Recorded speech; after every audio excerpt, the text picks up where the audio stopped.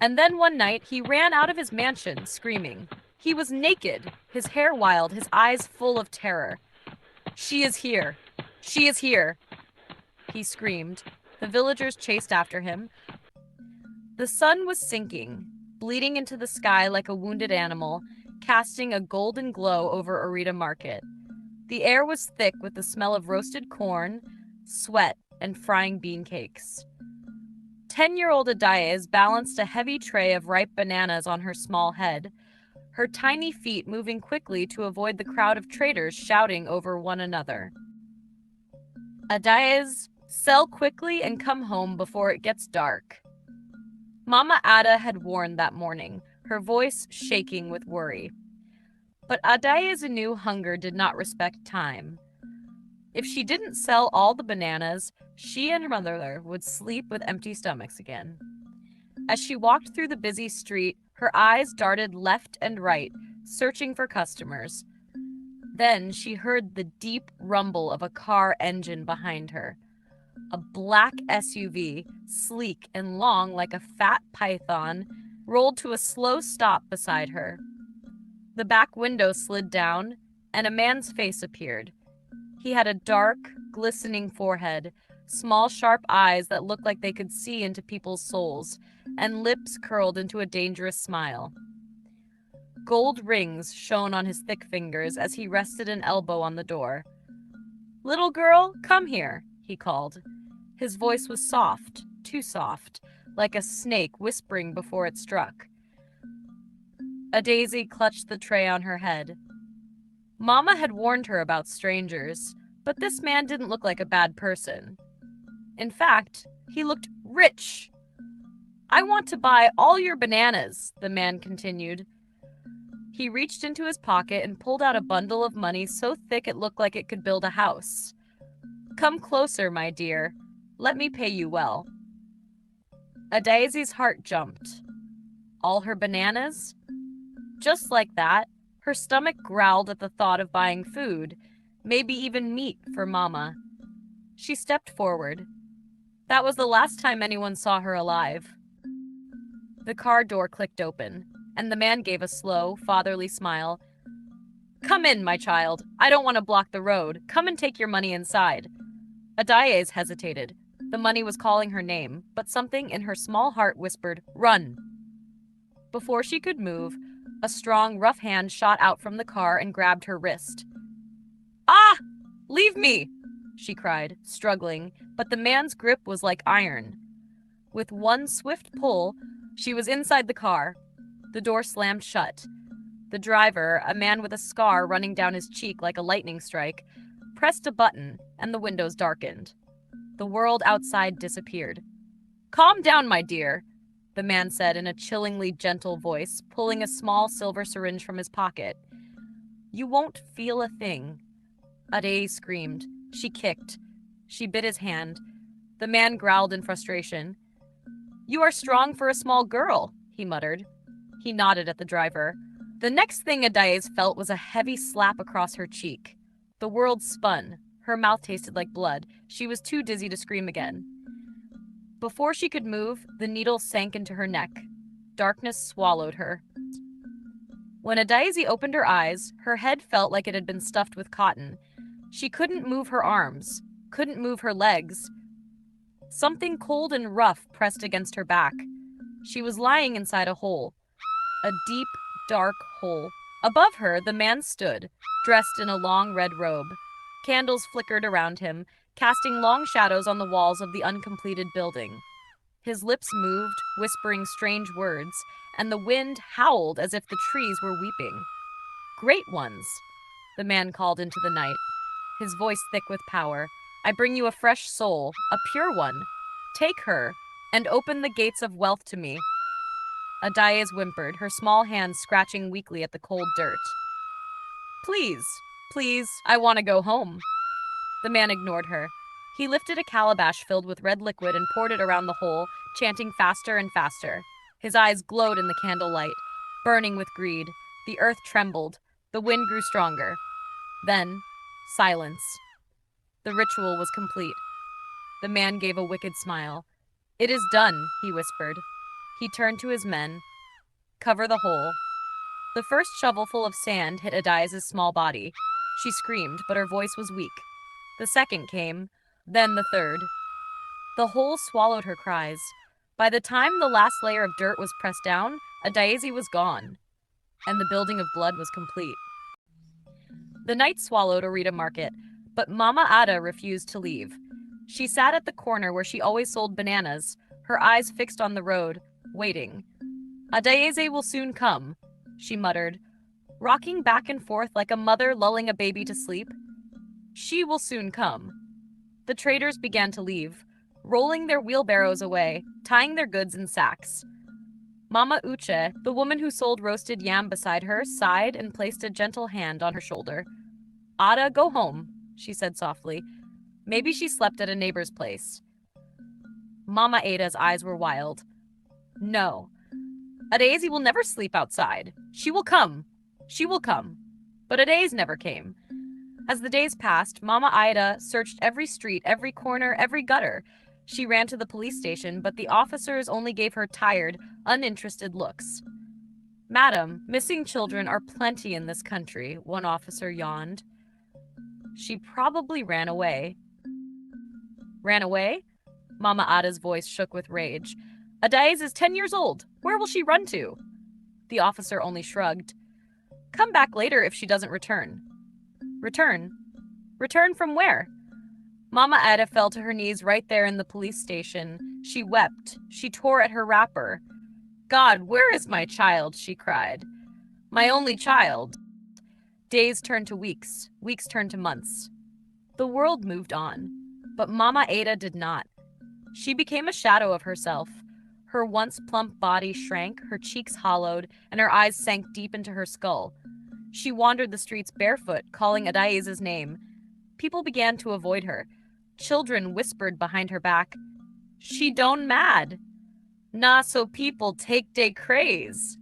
But she didn't care. She had only one prayer left. She knelt in front of churches. She slept in front of mosques.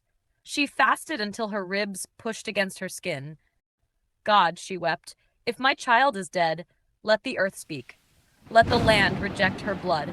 Let those who did this know no peace. And deep beneath the foundation of a mighty building, something stirred. The building rose from the ground like a giant born from the earth.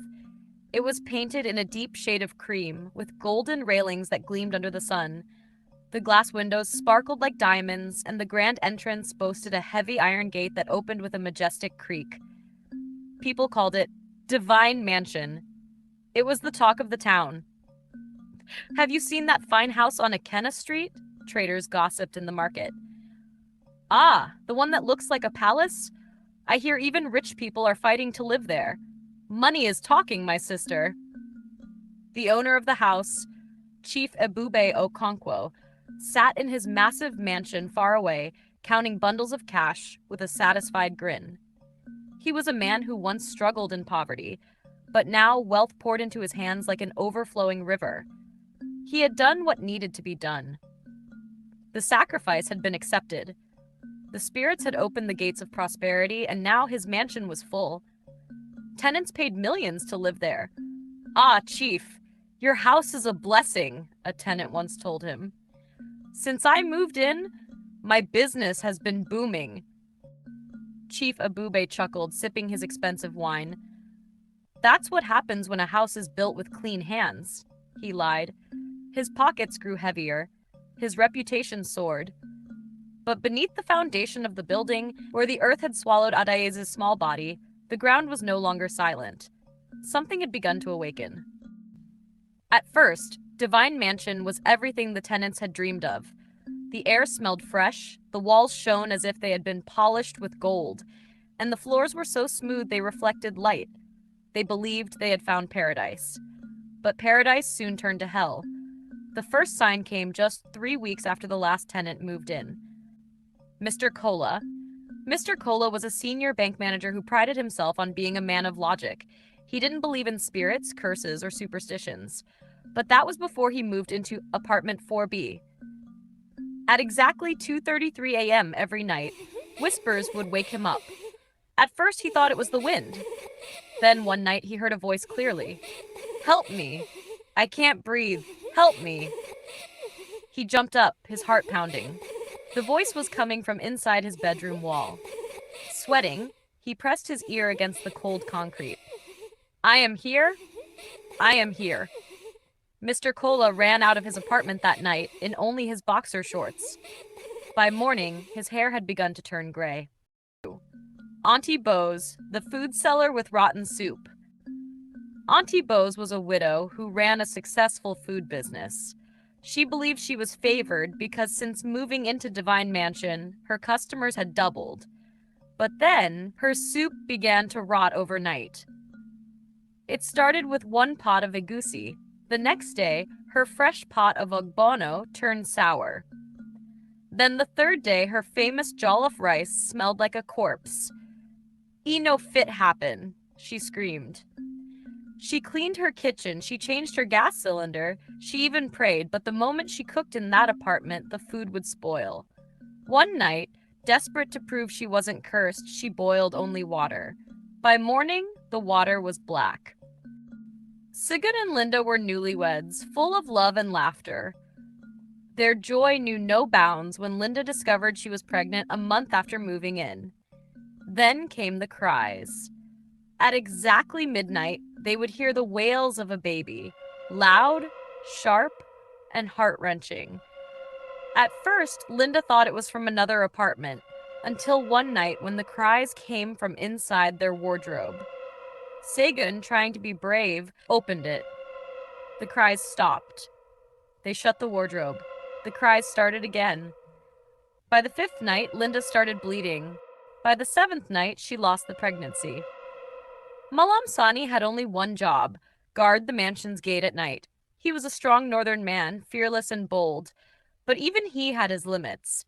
One night, as he patrolled the compound, he saw a little girl in a white dress standing by the foundation of the building.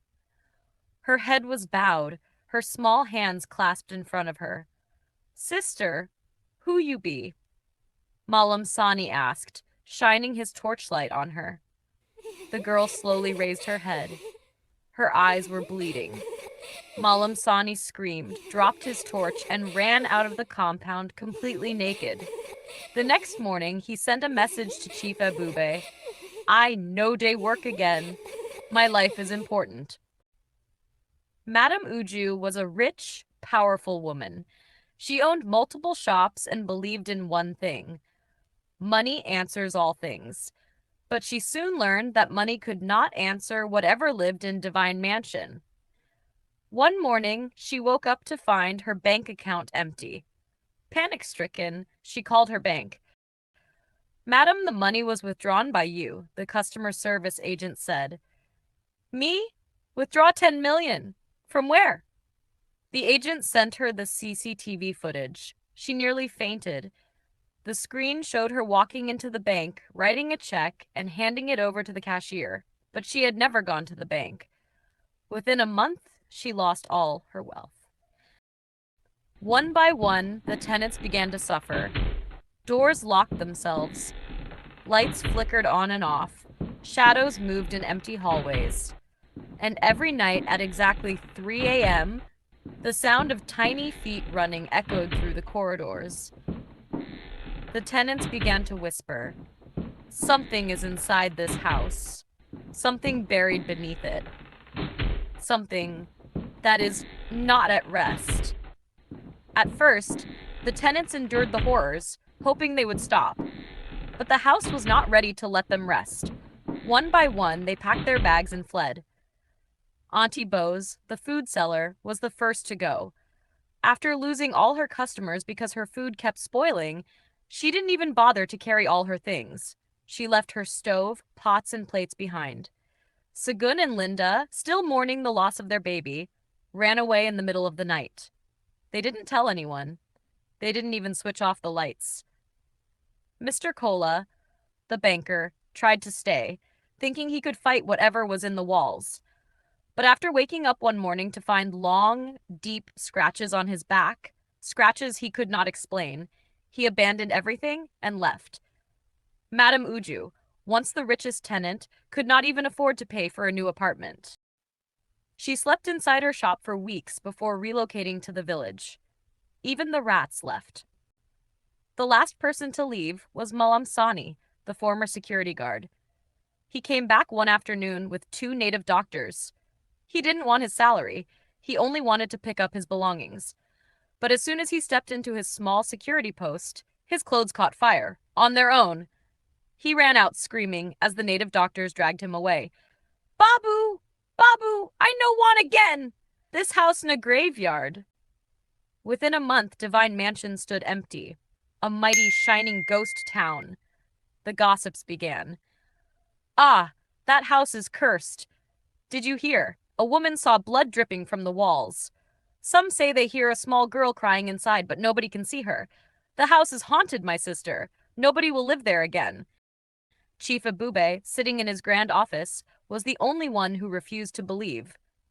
Rubbish. He scoffed when his friend told him about the abandoned building. People are just superstitious. But the spirits had only just begun their revenge. At first, Chief Ebube felt no concern. Let the tenants leave. Let them spread their foolish rumors. He had money.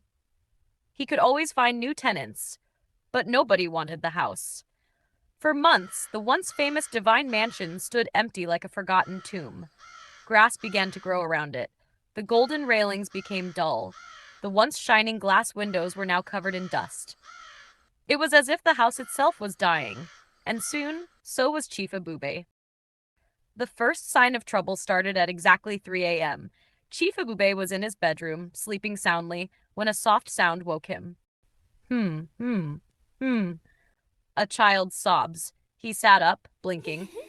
What kind of nonsense dream is this? But the cries did not stop. They were inside his room. The hairs on his arms stood up. Slowly, he turned his head. In the corner of his massive bedroom, a little girl stood with her back facing him. She wore a white dress. Her small shoulders shook as she cried. Chief Ebube's mouth went dry. Who are you? He whispered. The girl's crying stopped. Slowly, she turned her head halfway, just enough for him to see her half-decayed face. Chief Ebube screamed and fell off the bed. When he scrambled up, she was gone. For the first time in his life, he felt true fear. The next morning, Chief Ebube dismissed the nightmare as stress. He went to his office to drown himself in work, but disaster was waiting for him. At 10 a.m., his secretary rushed in, her face pale. Sir, there's a problem at the bank. What problem? He snapped. Your account, sir. All your money is gone. He laughed. Shut up, Ngozi. That's impossible. But it was true. His billions had disappeared. Every single kobo. His heart pounded. Call the bank manager. The manager confirmed it. Sir, all your money was withdrawn by you. Me? How? The CCTV footage showed him walking into the bank, filling out a withdrawal slip and signing it. But he had never left his house. His hands began to shake. That evening, he returned home in a daze. His fortune was gone. His house was haunted. His businesses were crumbling. He needed to eat, to think. His cook brought him his favorite meal, pounded yam and egusi soup. Shaking, he picked up a spoonful and shoved it into his mouth. His teeth crunched down on something hard and bitter. Something moving. He spat it out, and his stomach turned. Flies. Black, fat, buzzing flies filled his plate, crawling over the food, pouring out from the bowl like a flood. Chief Ebube screamed and flung the plate across the room. It crashed against the wall, and in the splattered soup he saw it. A child's tiny bone collapsed. From that day, Chief Ebube was never the same. He stopped eating. He stopped sleeping. He stopped speaking. His skin became pale and dry like an old lizard. His once strong body shrank. His once shining eyes sank into his skull. He spent his days sitting in a corner, rocking back and forth, muttering to himself. People said he was mad about it. And then one night, he ran out of his mansion, screaming. He was naked, his hair wild, his eyes full of terror. She is here. She is here. He screamed. The villagers chased after him. But Chief Ebube was running toward only one place, Divine Mansion. When they arrived, they found him digging. His nails were broken, his hands bleeding, but he kept tearing at the foundation with his bare fingers. I will set you free! I will set you free, he wailed. Then, suddenly, he froze. His body jerked once, then twice. Then he screamed one last time before collapsing into the very hole where Adai's had been buried. His lifeless body was found the next morning, his eyes wide open in horror. Beside him in the dirt was a single small skull, a daisy's. In a small village, far away from the cursed mansion, an old woman knelt before a candlelit shrine. It was Adai's mother. Her face was thin from years of suffering. Her eyes were red from endless weeping. Her lips were cracked from prayers. But tonight her heart felt light. A soft breeze passed through the room. The candle flames flickered. And for the first time in 5 years, she heard it. Mama, I can rest now. A single tear slid down her cheek. She bowed her head. Her daughter was finally at peace. After Chief Ebube's death, nobody ever went near the mansion again. The walls began to crack. The roof caved in. Snakes and vultures took over the once beautiful compound. The government tried to demolish it, but every worker sent there mysteriously died. Till this day, Divine Mansion remains untouched. And at exactly 3 a.m., if you listen closely, you can still hear it. A little girl's voice, whispering from beneath the earth. I am here. I am here. This is the end of this story. The moral lesson is, when you shed innocent blood for wealth, that blood will cry out, and its cry will destroy everything you built. Do not take a life to enrich your own. If you enjoyed this story, please like, share, and subscribe for more emotional and suspenseful Nigerian stories. Don't forget to turn on the notification bell so you don't miss the next upload. Thank you for watching.